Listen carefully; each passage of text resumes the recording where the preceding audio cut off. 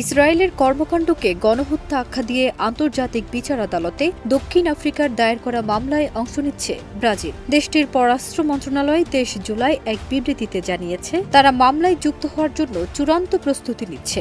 সংবাদ মাধ্যম রয়টার্স এ খবর জানিয়েছে।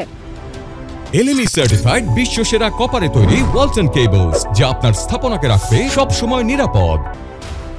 ২০২৩ সালে দক্ষিণ আফ্রিকা এই মামলা দায়ের করে। মামলার অভিযোগে বলা হয়, ইসরায়েল ১৯৪৮ সালের গণহত্যা সনদ লঙ্ঘন করছে। হামাসের বিরুদ্ধে যুদ্ধের নামে ইসরায়েল স্কুল, হাসপাতাল, শরণার্থী শিবির সহ বেসামরিক স্থাপনায় হামলা চালিয়ে গাজার সাধারণ মানুষকে লক্ষ্যবস্তু বানিয়েছে। বার্তা সংস্থা রয়টার্স জানিয়েছে, বিবৃতিতে ব্রাজিল ইসরায়েলকে আন্তর্জাতিক আইনের বিভিন্ন লঙ্ঘনের জন্য অভিযুক্ত করে, যার মধ্যে আছে বল প্রয়োগ করে ভূখণ্ড দখলের মতো গুরুতর অভিযোগ। তারা গাজার সাধারণ মানুষের উপর চলমান সহিংসতা নিয়ে গভীর শোক প্রকাশ করেছে।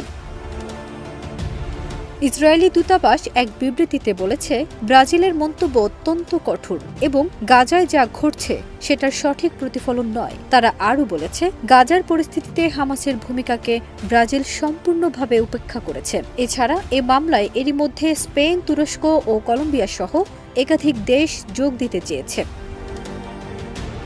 ব্রাজিলের প্রেসিডেন্ট লুলা দা সিলভা বহুদিন ধরেই গাজায় ইসরায়েলের কার্যকলাপের কঠোর সমালোচক। তবে এই সিদ্ধান্ত এমন এক সময়ে এলো যখন ব্রাজিল ও যুক্তরাষ্ট্রের সম্পর্ক উত্তেজনাপূর্ণ। চলতি মাসে ট্রাম্প প্রশাসন ব্রাজিল থেকে আমদানিকৃত সব পণ্যের উপর ৫০% শুল্ক আরোপের ঘোষণা দেন। তবে লুলা প্রশাসনের ঘনিষ্ঠ এক কূটনৈতিক রয়টার্সকে জানিয়েছেন, দক্ষিণ আফ্রিকার মামলায় ব্রাজিলের অংশগ্রহণ যুক্তরাষ্ট্রের সঙ্গে সম্পর্কের উপর প্রভাব ফেলবে বলে তারা মনে করে না। ফারজানা নিকিতা, দেশ রূপান্তর।